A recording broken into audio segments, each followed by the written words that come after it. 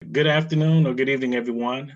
I am Program Director Kevin G. Smith here at NACME. I'd like to welcome all of you all to our spring series of webinars.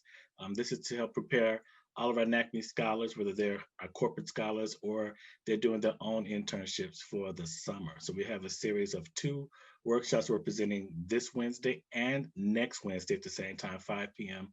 Eastern Time, 2 p.m. on Pacific or the West Coast time. Without further ado, I would love to introduce our kickoff speaker series, Mr. Michael Taylor of Proctor & Gamble Company, and I'll allow him to introduce himself and go over a couple of housekeeping rules for you all. So thank you very much, and I look forward to working with you out throughout the summer. Michael. Hello, everybody. Name's Michael Taylor. Let me share my screen.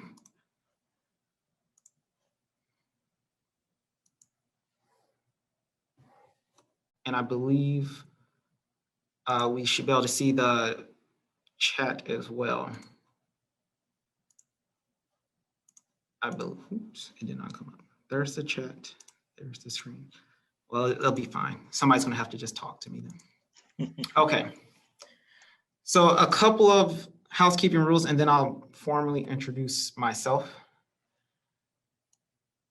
As you can see on the screen, this will be recorded. That means you should be encouraged to ask a question. I'll go over my own personal housekeeping rules here in a second, but this is being recorded. If you are comfortable, you all can see me. I would love to be able to see you. So I have it up in the corner. If you want to turn your camera on, I'm all up for that. They will unmute everyone at the start of questions and answers. The way we're going to do this, I am more than open to you asking questions at any time, whether through chat or whatnot, and I'll repeat this again in my own slides. So please feel comfortable asking questions, otherwise you won't be able to learn. And then at the end, there will be a survey. It might not happen at the direct end of this, but eventually you will get a survey. So if you could take the time to answer the survey, that'd be extremely helpful. As I understand, this is the first one, so I'm sure we're gonna run into technical difficulties and whatever else is going to happen because it's the first. But you providing response on the survey will help us make it better for the next time. So this is me. There's a really, really long bio on there. I'm gonna pretend like I didn't write it, but I really did write it, so please forgive me up front. But when you get a copy of these slides, if you're interested, feel free to take a look. My email address is throughout the presentation. My own personal style, I am always open to answering anyone's questions. If you're not comfortable, just reach out. Email, phone, text, whatever, it doesn't matter. I'm more than happy to provide an answer, or at least my opinion.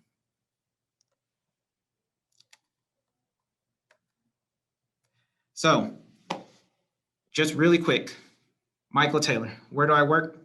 Procter & Gamble. Hopefully you all know what P&G is, Procter & Gamble.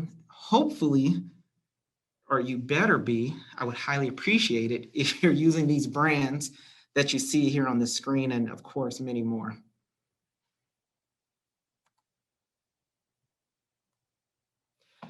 But P&G, we care more than just our brands. Here are random facts and figures about the company, but what I want you to take away from this conversation is how much emphasis P&G puts on their people. When I first came out of school, P&G spent a lot of time, energy, and money training me up, teaching me all the different things I'm about to give to you really quickly, teaching me how to sharpen my leadership skills, teaching me how to be a better technical master. These are all things that I'm going to try to portray to you, of course, but I am really grateful about P&G. On one side, on the other side, of course, I'm always open to new experiences at the same time. And I encourage you as well to make sure that you're always open to new and different experiences, no matter the company that you're working with. I give that subtle plug because some of you might not be interning for P&G, but I would like you to come intern for P&G someday. So wherever you are going or wherever your studies take you this summer, it helps you become a better leader. Bring those skills to us in the future when you feel like you're ready. And of course, I'll be there to help you. Okay, so how to have a successful internship. I try to break it down into three main parts. The first is going to be mindset and communication. The second is going to be P.I.E. Hopefully you've heard of some of these terms before. I try to make sure that they're very familiar to you, but if not, that's okay. We'll dive in. And if it's still not enough, please, please, please ask questions. I can't see the chat at the moment, but I can see some of your faces. So if I see people looking confused, I'm happy to pause and somebody just asks to read out the question or, state what's on your mind and we can get through it. I really want this to be interactive as much as possible. I was emailed a couple of questions. There were a lot, but I just copy and paste a couple of them on here. I try to make sure that the presentation covers most of these questions. If something's missing, again, I think I've said it like 3 times now, feel free to ask the question, push. I'm not getting what I need and I need help because all of you want to be successful this summer no matter what you're doing, right? So this is your chance to get that key insight. Michael, I'll unmute for all the students if you'd like, so they can also verbally ask the questions if they like. Sure, I'm always down for that. All right. Okay, my rules of engagement. If you have a question, ask it. If you're not comfortable asking the question, email it or put it in the chat. This should be a safe space, which means it should be judgment free. So no question is a stupid question. None of that stuff here, please. Let's be respectful to each other. Just because you know something does not mean that the next person knows it, right? So this is a great opportunity for us all to continue to learn. If you're not speaking, please keep yourself on mute. That'd be helpful to, handle background noise. And of course, at the bottom, for me, so I just feel better, even though you might be muted, when I say, this is the end, just fake clap for me so I know like I felt like I did something. That will help me get through this. Cool? Excellent. All right. So how to be successful for an internship or a co-op. And my very first bucket for you has to do with your mind and how you communicate. With those two aspects locked, you'll be successful no matter where you go, no matter what you're doing. Some of you have asked about different qualities. I'm going to ask that you do a screenshot if you're comfortable. I'm comfortable being screenshotted. So if you want a screenshot real quick, this is your chance. Of course, I will send out the presentation, but there are a list of really great qualities and there's a list of not so great qualities. This is not every quality that is out there, but this is a chance for you to kind of understand what does corporate America look for. If you're applying for a technical position, right? So a lot of us will be either in manufacturing, product supply, or R&D. We're looking for people who are great scholars. That means you're willing to ask questions. That means you're willing to do a quick Google search, or if you use Bing. That means that you're not going to give up when something gets hard. In other words, that does not mean you sit still and wait for someone to give you the answer. That's not a great scholar, right? So this is all about us. How are we proactive? How are we teaching ourselves? How are we teaching others? How are we the ones making ourselves successful, not waiting for someone else to make us successful? So again, screenshot the qualities. You can read through them. You all are highly intelligent, so you understand what these things mean, but you might not have seen the list before. So this is the list. Cool. Any questions? All right, I'll keep it going. So for mindset, I like to break it down to 3 parts. You have your mind in mindset, right? You have people, and then you have agility. Your mind is how do you think strategically? I call this your technical mastery and your technical curiosity. No matter the position that you're going to, you have to know what you're talking about. We shouldn't assume that you know everything right off the bat, right? So your technical mastery level may be low when you first join a company. But what's important is that you're going to put the time and effort in. You're going to understand that I need to innovate. I need to analyze information. I'm solving all of these tough technical problems and I'm slowly building my mastery. Again, mastery means I know what I'm talking about. The next part of mine, though, is curiosity. What we're looking for as just all of us within corporate America, especially within research and development, we're looking for those who are just technically curious. How does the world work? To me, if you're thinking about what are some of the questions I should be asking my manager or my coach as I get to the new internship, I think the first question should be why? Why do you do it this way? Why does it work this way? Why do you all walk this way or talk this way? Why? That's going to be fundamental. It works on two ways. One, you get to understand better what's going on. But number two, you're showing your leadership that you're curious. You're trying to learn. And that's super, super important. So if I were to read off the slide, right, if we're talking about our mind, we're strategical thinkers. We're analyzing information. We're solving tough problems. We're technically curious. Why does it work this way, right? The 5 W's are, why, when, where, how, so forth, right? And then we're building our mastery. The second is, do you get along with others? So we want an environment that's inclusive, right? I think that's where at least a lot of us will want to be, a very inclusive organization.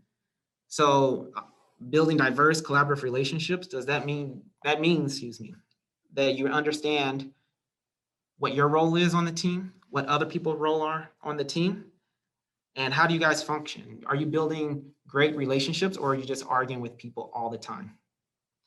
And then all of us are looking for leaders. Who are the next leaders of tomorrow? Because we can't be here forever.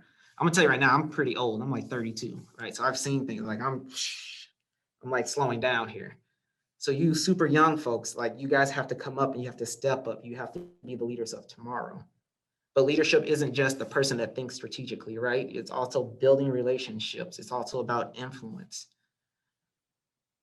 The last part of where your mind should be, I like to call it agility. You have to be flexible. You have to understand that the world is one way today and will be different tomorrow, for sure. Those who are early adopters, those who can flow with the wind, that's how I like to put it. At least that's how I write it down on all of my reports. Who's flowing to the wind?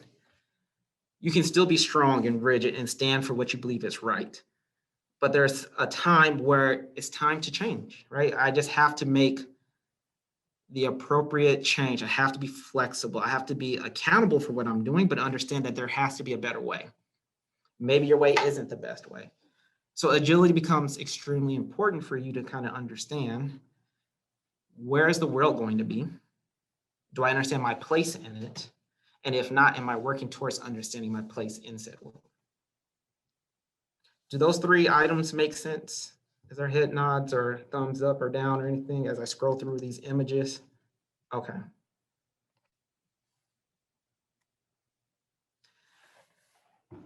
We're going to switch over to communication. Communication 101. It should feel like you're in an interview every single time you're having a conversation with one of your leaders in the internship or co-op that you're going to. In fact, I went to go find CAR format. Have you guys heard of CAR or maybe STAR? Situational, context, actions, results, right? Like when you're going through an interview. And I purposely found the word interviewer and cross out to put manager. The reason why this format works so well, whether it's written or verbal, is because you give everything that's important to your leadership quickly. What's the background? What was happening? Please keep that concise, even in the conversations. If it's important to tell the world that it was sunny with 2 clouds out, then fine, so be it. But if it's not, you don't need to include that into the story, right? Manager comes up to you. How's your day going? What's the problem that you're dealing with? Let me give you some background real quick. Here's the context in 2 to 3 sentences of what matters. Then let me tell you the actions that I'm about to take in order to solve said problem, or at least the help that I think I would need in order to solve the problem. And then here are my expected results. Either I don't know what they are, or this is what happened, and because of my actions, these are the great things that you want to know about. Phrasing all of your form of communication, again, whether written or verbal, in context, give a little background. In action, what did you do specifically as part of your team? And then giving your result. Because of what I did, we were able to be successful. Or with your help, I expect that I would be successful because of X, Y, Z. So I'm going to pause here. for like 2 seconds here. We just went over mindset, where your mind should be, and then we just went over how to communicate. And I did that really, really fast. I want to like take a minute to make sure, do you guys really understand these concepts, and do you have any questions about where your mind should be or how to communicate?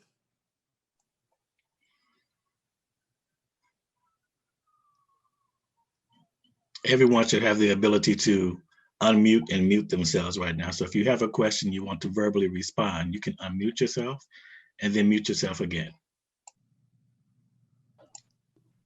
I have a question. Hi, my name is Elizabeth Cross. Can you guys hear me all right? Yep. I know there's some background noise where I'm at, but I just wanted to ask, is there a way that you recommend, because I like to be, I consider myself pretty social. So is there like a way to be social, but still come off? Like, I know you brought up the whole, you want to act like you're in an interview when you're talking to your leaders, but how to make it personal in a way is my question.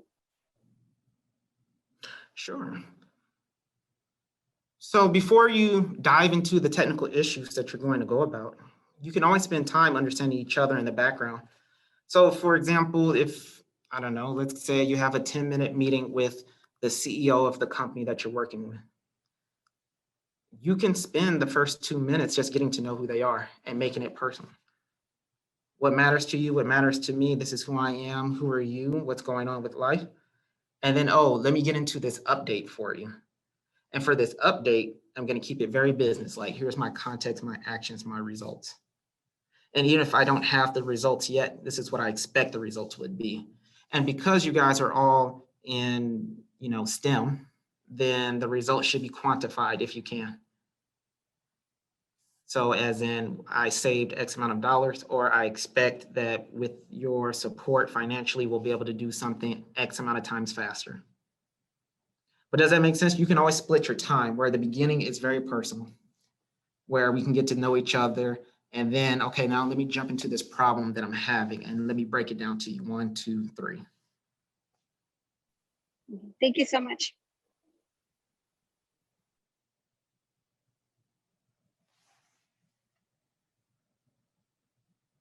Anyone else?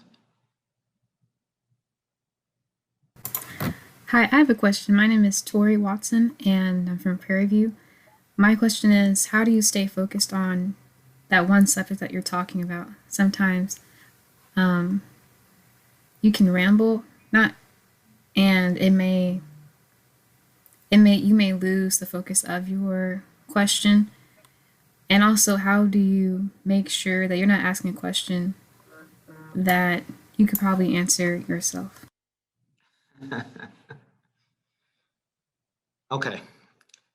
First of all, Tori, thank you for asking the question. I think your first part was how to make sure that you're not rambling. The first thing you can do is just pause. I know people have this, innate fear of awkward silence, but that's not a real thing. Even when you're interviewing, even when you're talking with your manager, you can take your time to be very intentional. So if you find yourself going off topic, pause, breathe. Let me get back to what I was trying to get at. Slow yourself down. I know your brain's running at 100 miles per hour. Just slow it down. Let me breathe. Let me take a second. This is what I'm really trying to get after. Again, no such thing as awkward silence when you're trying to give an explanation on what you're doing and what help you're looking for. And then what was your second part? Thank you, that helped. And then the second part was how to make sure you're not asking a question that you could understand by yourself, not asking a question that doesn't necessarily need to be answered, I guess, or that you could figure out on your own.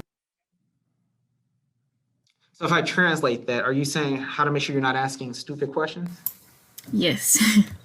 We can just say that, y'all. We can be real. It's just us here. Okay. So I'm going to go with the cliche. There's no such thing as a stupid question. So please keep that in the back of your mind.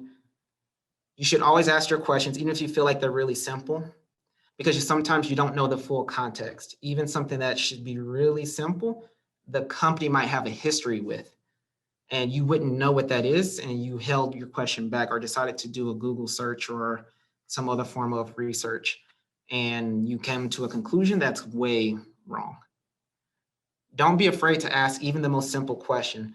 If you need a qualifier before you even ask the question, this might seem a little silly or this might seem a little simple, but how do you do X, Y, Z?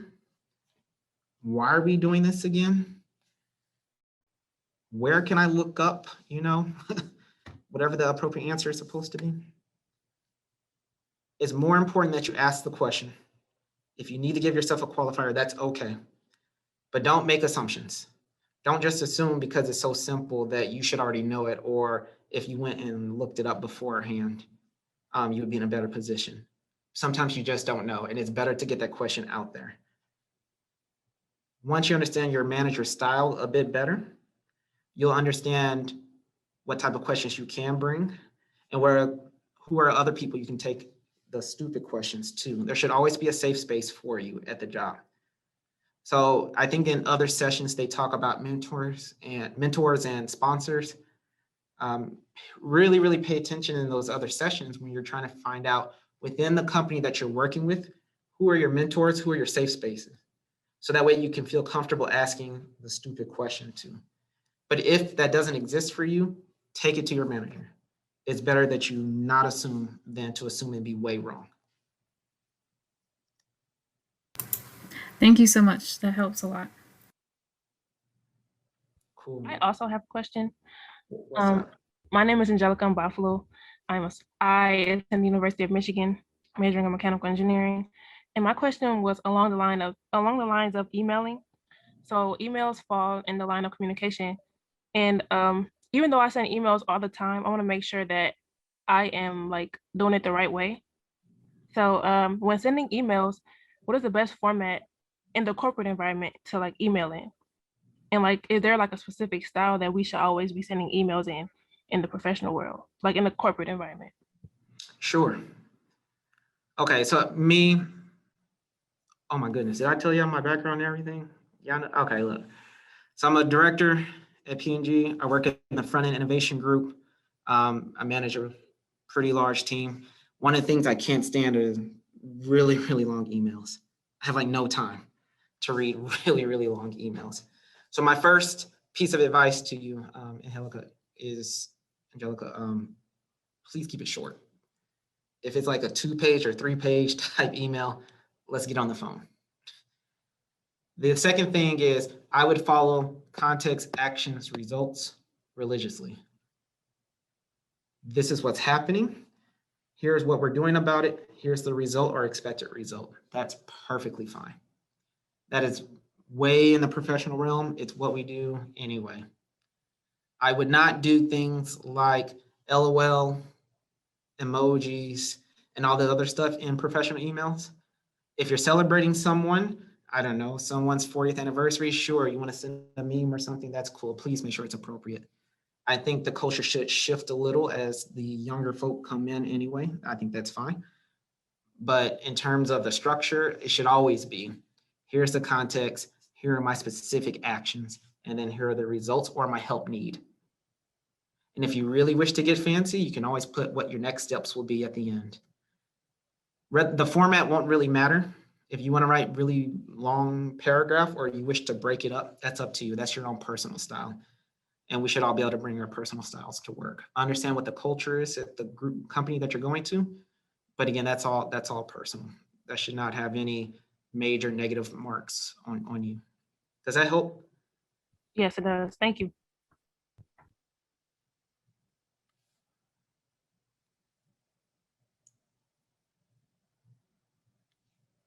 Cool.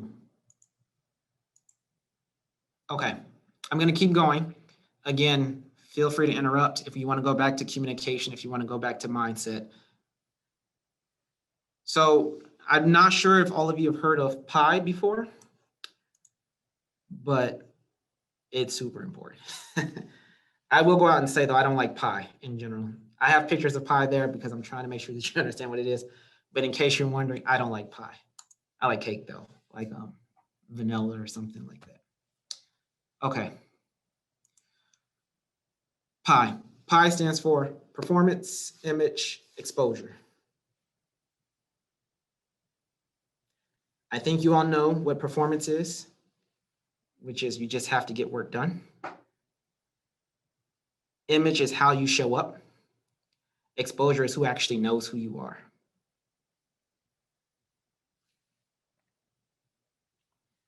There's a balance between the three. It's really, really important that you find the appropriate balance, but the balance does not look like this circle that's drawn up.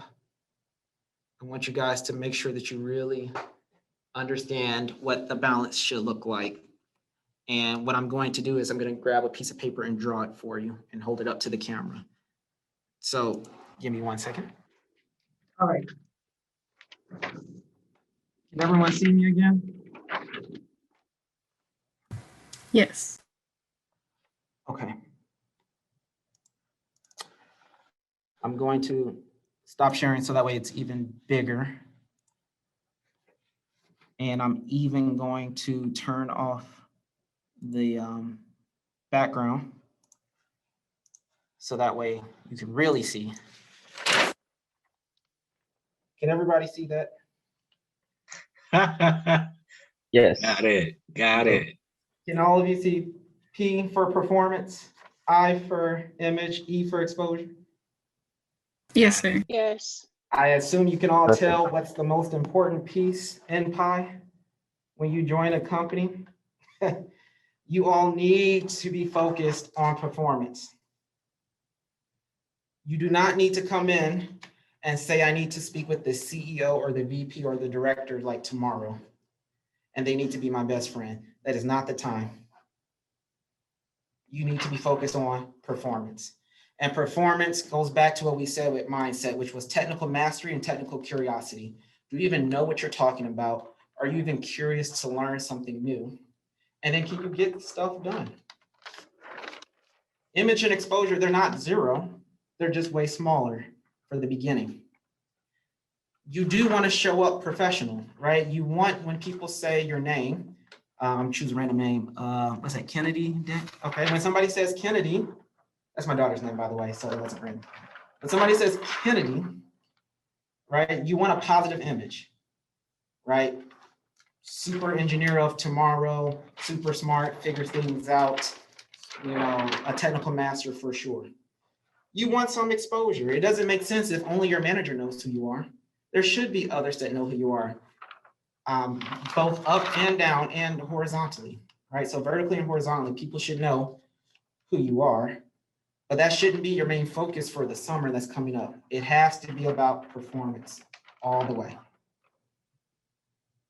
And again, you can break performance down to your technical mastery. I know what I'm doing, and your technical curiosity. I wish to learn more.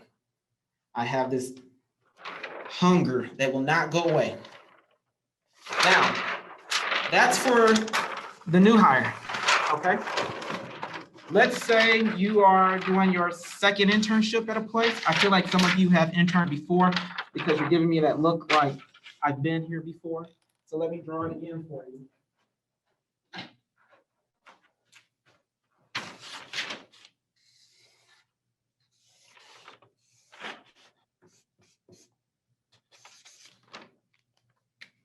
And we'll let green represent, let's call it year 2.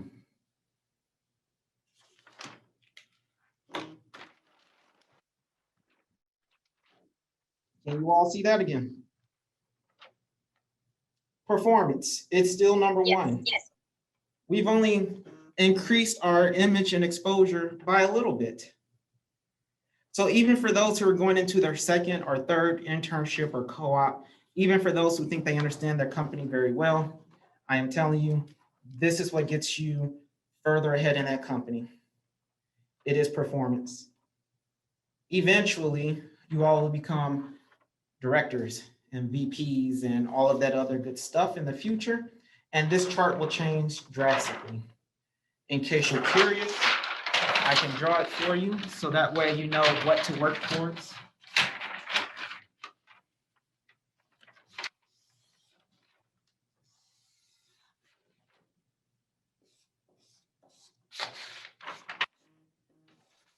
This will be hard to read, I apologize, but hopefully you get the idea. But your performance gets way, way small. And it's not because you don't know what you're doing anymore. It's not because you're not a technical master. It's because it becomes part of your base. Your image becomes huge because now you have to get work done through others. So it's no longer even image, it becomes influence. Your exposure matters because you can't get work done if others don't know who you are, right? So if you're hired full-time, you're new and you're trying to bring somebody, you're trying to move your group forward. If the other group doesn't know who you are, you can't get the support that you need. But that's way, way in the future. What's most important at the very, very beginning of P.I.E, performance, image, exposure, is performance. You guys have to deliver. There's more than one way to deliver. But if you tie it back to the very beginning, technical mastery, I actually know what I'm talking about. And if you don't know, you're gonna go off and go learn. Technical curiosity, I am so curious, why does it work this way? Why? And let me experiment. Let me go figure it out. Then finally, you get to your image, and finally you get to your exposure pieces. And that will become easy. They will roll into each other. Any questions on performance, image, exposure, specifically about performance?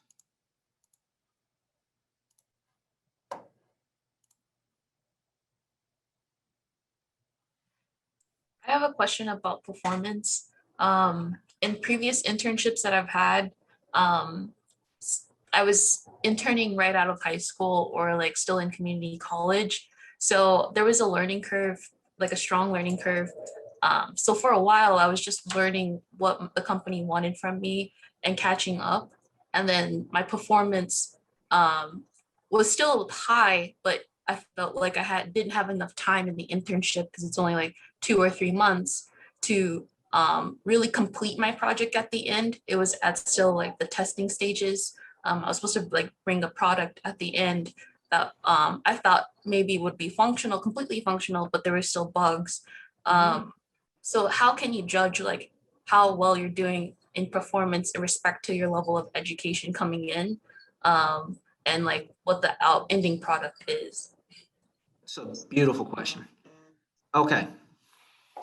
That's a great question right there. All right. I know the answer to this one because I deal with it all the time. When all of you young folks come in and you're worried.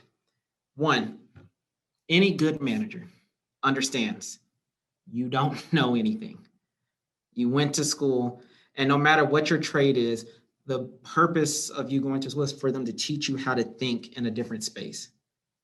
Right? So I think you've all heard either your parents or someone else say, I'm doing something different than I did at school. And that's because there's on-the-job training and whatever else. That is true. But we can't teach you how to think, at least not very much, not very well, at least, honestly. You have to bring that with you. That's what school is teaching you, how to think in your very unique space that you're interested in. Okay. So if I know you're coming in, you don't have any real technical skills, but you know how to think, then I need to judge you on what are your actions? What do you do with the limited knowledge that you do have? I would argue 2 to 3 months is more than enough time for me to judge an intern or a co-op to tell if they're going to be a rising star or not. It's more than enough time for you to prove to your management that you know your stuff. It's not enough time for you to claim technical mastery in anything. That takes years upon years upon years, but you can get pretty good. You can understand your space. So you can go in and say, I don't know anything yet. That's okay. And you can go learn really, really quickly and work your tail off to understand the basics, the fundamentals. Then you can start putting some actions into place. Here's the list of experiments I'm going to do to prove whether this works or not. Here's how I'm going to manage my time or the time of others if I have direct reports in order for us to go about a result that we're going to achieve. I'm going to be flexible, right? So agility, I'm going to adapt. because I'm going to learn something from my experiment that didn't go the way I planned it to go, but it was a great learning. And so therefore I need to pivot. And now I've made my changes and I'm walking my management through this the entire time. You can do that from day one. You can come in as a freshman turned sophomore that doesn't understand mechanical engineering 101, but you took enough classes to know how to think about a problem. You understand where to go search for some solutions, and you can share with your management, these are the steps that I would take to solve the problem. 2 to 3 months is enough time for you to do that. The trap is that you spend too much time trying to understand like the culture of the company and who are the ultimate leaders at really high positions and just trying to be best friends with them and get no work done. You're going to be judged on the amount of work that you can get complete and the amount of time that you're present. We do not always expect our interns and co-ops to solve the world's problems. Otherwise, we would have done it ourselves. That wouldn't make any sense, right? And if you're working for a company that does that, then here's another plug for P&G. We're giving you real life problems. Come apply here, reach out to me. I'm gonna keep throwing these plugs in. But even if for your very specific example, if you couldn't get the answer because of testing or whatever else, you can still advance a project. Because I was here in the 2 or 3 months, look how much further we got. That is still success. We don't expect you to solve the world's problems within 2 to 3 months, but we do expect you to advance towards the solution of said problem. Does that make sense? Yes, that really helps. Especially it's coming from a director. Like I understand now, like why my results were more applauded than I thought I deserved at the moment. Because it really takes, I guess the whole point is you to get to a point of mastery to complete what you're given. It's more of an opportunity to learn. Thank you. Yeah, I still want some performance out of you. All right, so get something done. But here's my mindset. Here's how I'm tackling. So that's why we always ask people to create a learning plan when you get in. Hopefully you guys have heard of that before, no matter what company you're going to. Here's my plan of attack for the summer. These are the experiments I'm going to run. If they don't work, then I'll make my pivots. If they do work, then I'm successful. Yay, raise. But that is what we're looking for. I have a plan. I'm executing against said plan. Things will happen. Are you agile enough to make the change that you need to make? And then can you clearly communicate that back to me?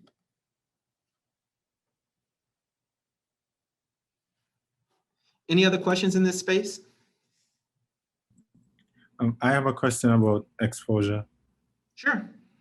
My name is David Deslandes. I'm from NYU. And I know you said exposure at this time is not really a main focus, but in a few circumstances where you are exposed, I guess, to senior members at the workplace, I want to ask how do you leave a good impression? Because I'm the type of student that, you know, the professor doesn't usually know my name until after the first midterm, and they're like, oh, so you're XYZ and that kind of thing. Sure. Great question, David. I would say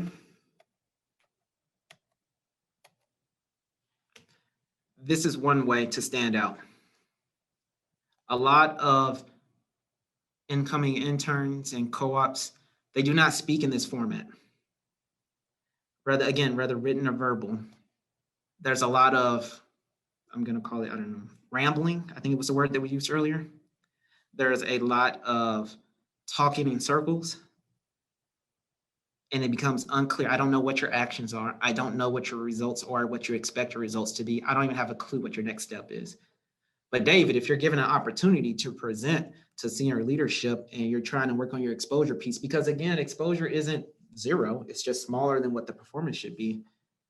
You can stand out by talking about your performance in this format, clear, concise, to the point, excellent results that you've brought about. You'll stand out all day. You could then check your exposure box because we won't forget.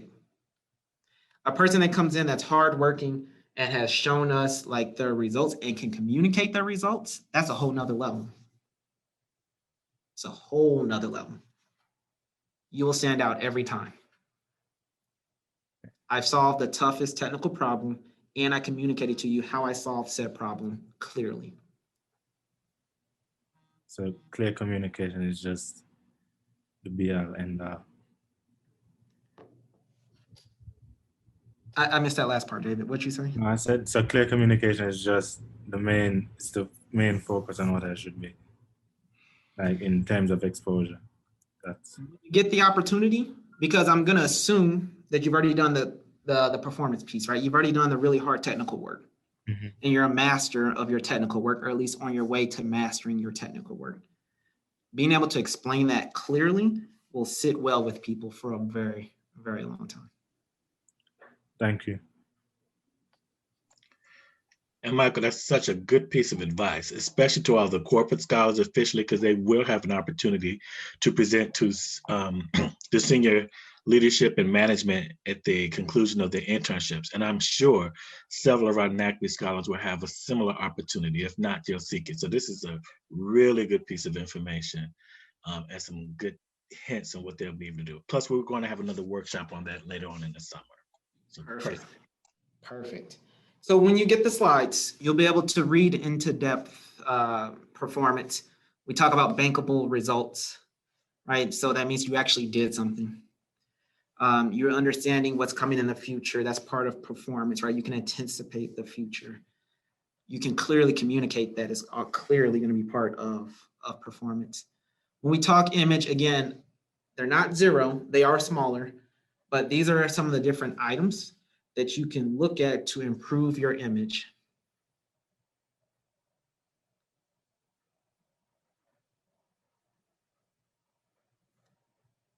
I went quiet for a second to give you a chance to read it.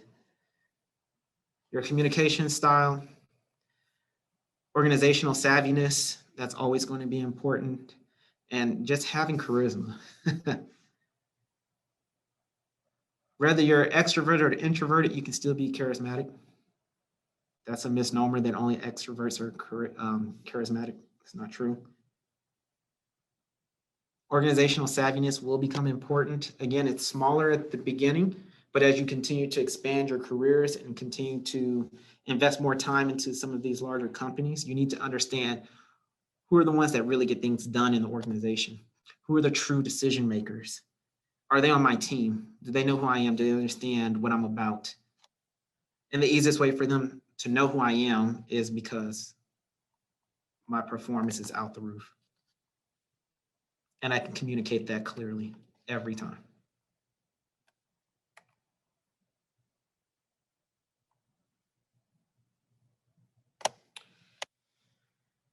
Again, for exposure, you do want others to know who you are. You do want to be connected within your organization. I think I've said it 4 times now. It's not zero. That means you do have to do it. The people do need to know who you are, but it's not the full brunt of your intern or co-op. So please make sure you're putting yourself out there. Be brave. Using the tips that we talked about with communication, you'll be perfectly fine. Perfectly fine.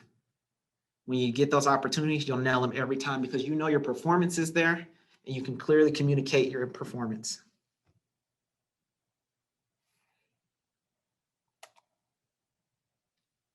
So if I were to do a quick summary, if I only had 5 minutes or something of the sort, how can you be successful? Why? Ask why. Why do you do it this way? How do you know that's the right way to go about it? What led this company down this path? Another way you can think of it that might be helpful is what we call CBT, Consumer Business Technical. So you should always be asking yourself, what's the tension that you're trying to solve for? It's another way of saying, why am I doing this, right? From a business perspective, how are we going to make money? And I know that sounds awful when we should be caring about a lot of other things, but we are a for-profit organizations, a lot of us out there. So if you want us to make moves, if you have an awesome idea because your performance is so high, you can clearly communicate that. Part of your communication better be how we're going to make some money then. How does this enable our business to grow? Why is it important that I follow your direction?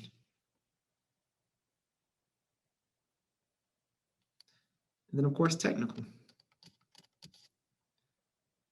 Even if a solution doesn't exist, what I really love to see from interns and co-ops, the ones that are really, really successful, their imaginations out of this world.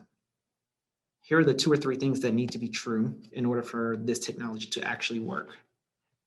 If you ask yourself what needs to be true in order for XYZ to happen, you'll be amazed at what you come up with. We've talked performance. I even drew you a picture. It's super, super, super important. Your performance has to be there. Part of that performance is that you communicate that your performance is there. If you're quiet in a corner and just working hard and you expect someone to take care of your career, you should forget that right now. That's not reality. You own your own career, starting from your internship. You own your career. You know what you need. I've drawn it out for you. And hopefully this video saved and they don't edit it too much because I'm a hot mess. But like performance, image, exposure, the more time you spend at a company, the smaller your performance becomes because it's part of your base, the larger your image and your exposure grows so you can get more work done through others. It doesn't mean your performance goes away.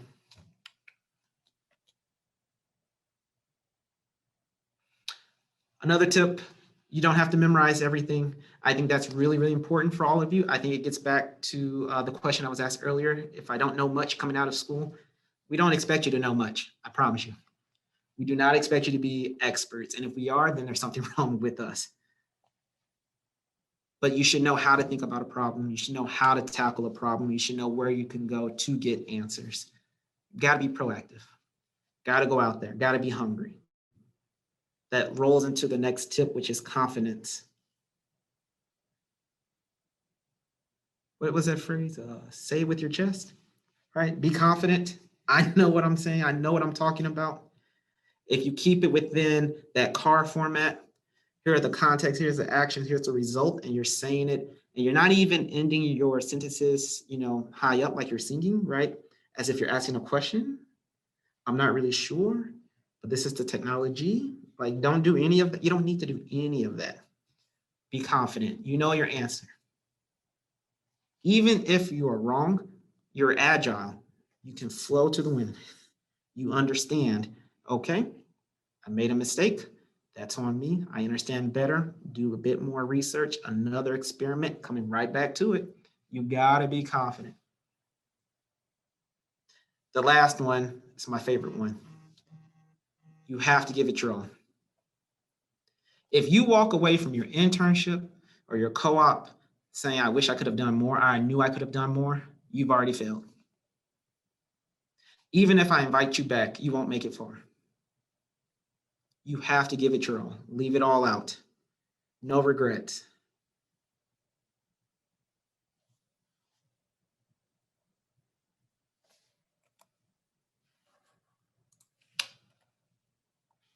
Again, some of you might have been too nervous to ask me a question. I'm here. I'm always happy to answer your questions. If any of you would prefer to talk one-on-one versus a large setting, I'm here. This is my email. You can always reach out. Any questions? I have a question. Yes. My name is Joe Barr, sophomore, electrical and computer engineer at Rutgers University. And I guess you already answered this question, but so it's kind of like a variant of that question. It's what if you don't do as hot on your first internship, your performance wasn't good, but not your performance, but your results weren't as good. But clearly you worked really hard, and everyone else sees that. They decline you to.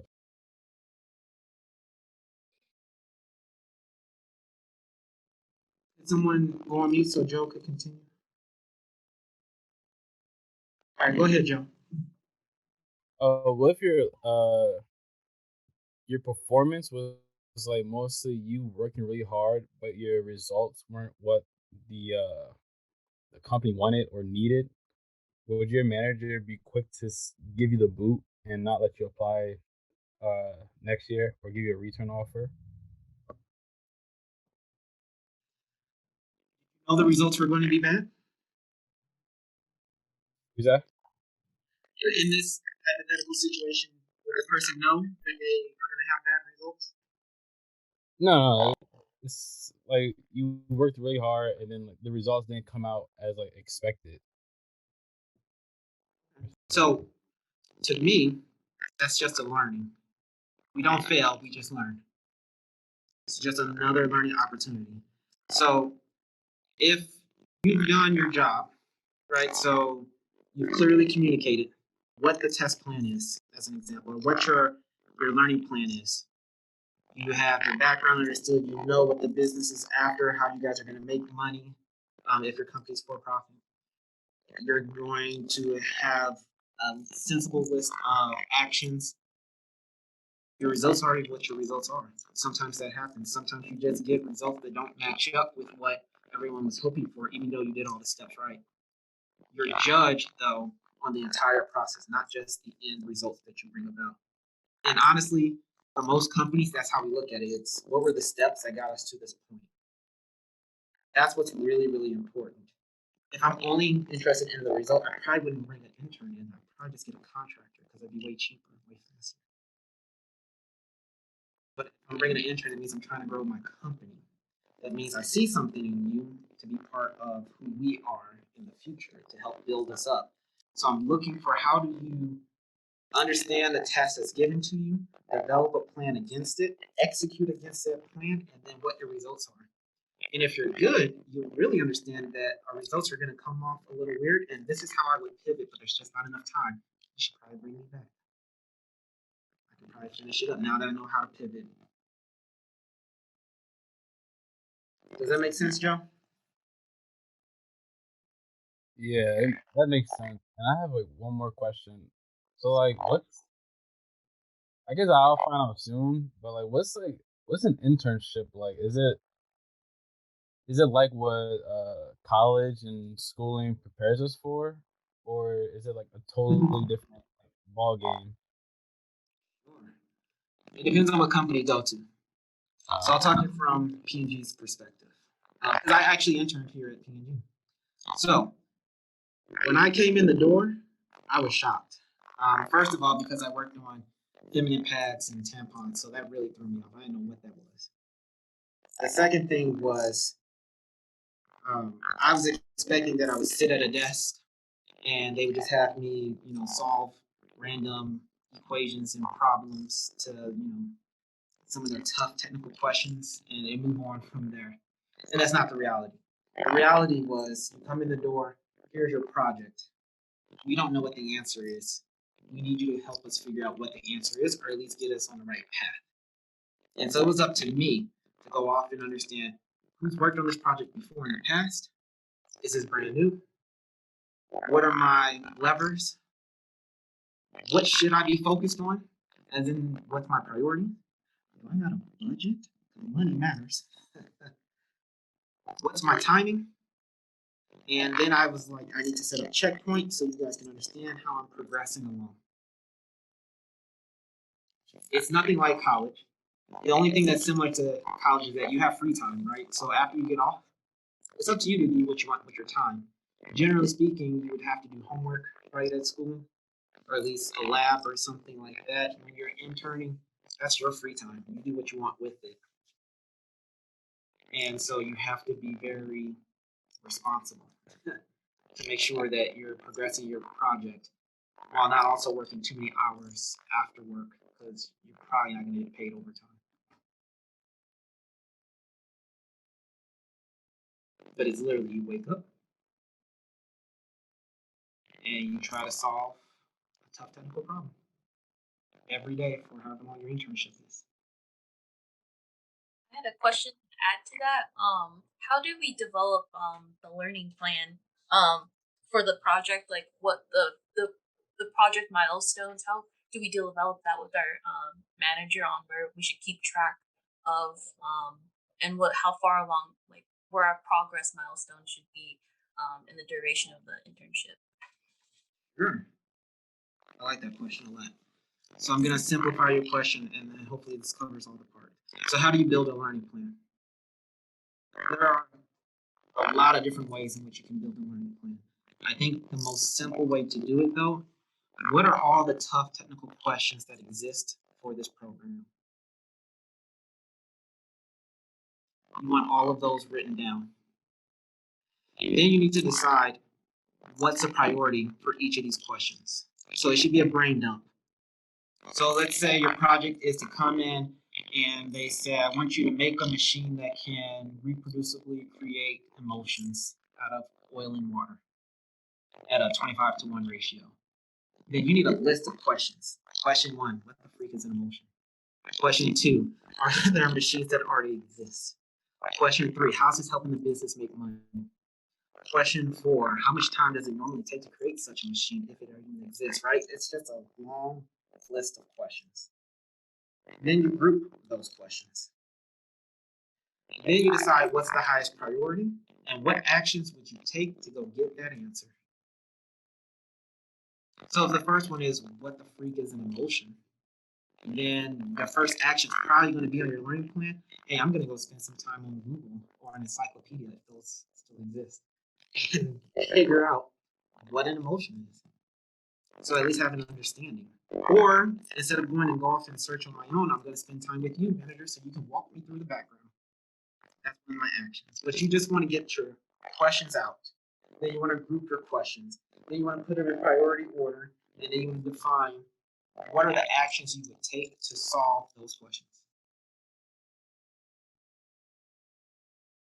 In terms of milestones, I like to break things down evenly. However many weeks I have, let me break it into either 3 or 4 parts. This is what I think I can have done by first part. Here's what I think I can have done by second part. If there's a big presentation, I want to make sure that I have my results there. I work backwards, what needs to be true for me to get to my results. Your first learning plan is probably going to be like massive. But you'll get the practice out, you get the experience. You'll start to know, okay, those aren't really the critical questions that I need. I can actually start to shrink it each time I run into it. So it gets faster, it gets easier. But the first one, it needs to be a brain dump for sure. Michael, we have about 2 minutes left, so we may have time for one more question, or you want to summarize one or the other. Does anyone have a question? Because if not, then we want to take the time to thank you very much for this awesome information that you've shared and imparted on with us scouts to kind of kick off our spring and summer series. So make sure everyone, let's recognize Michael, let's say thank you. Yeah, this is how we do it in the real world. Or yeah, thank you for the big claps. Claps to the side. Yeah. Just food for thought. Again, we're doing this series. Our webinar Wednesdays are what we're going to be implementing in the fall. So the next webinar for this spring session is May 19th at 5 p.m. Eastern Standard Time. Again, that workshop will be on communication, internship communication skills 101. So a lot of questions were brought up today about how to communicate, what to communicate, email versus in person. So our colleagues at Ford will be presenting that information for us next week. We've got some awesome presenters. So make sure you sign up for the registration sometimes beforehand, and you'll probably get a couple of reminders. But on that note, Michael, you've been phenomenal. Thank you so much for your personal approach to this very important topic. And any other last minute questions before we go? Don't forget the survey. I was going to mention the survey to everyone in case they didn't know, but we're going to probably send out an email tomorrow with the link to the survey for you all to complete in the format. And again, of course, there's going to be more detailed webinars coming on Fridays beginning in June. We will call them Lunch and Learns, and they'll be presented 2 times and they'll both be live. So more details on that for everyone. Again, required for the corporate scholars. optional and open to all of our NACME scholars. So I hope you get a chance to join us and attend. We've got some great, phenomenal topics up and coming. So thank you, everyone. Michael, thank you so much. And thank you to Procter & Gamble, one of our board companies, is one of our great sponsors. We appreciate you all. Everyone have a great evening. Have a good one. If you ever need any help, please feel free to email me. I have no issue providing support. Just let me know.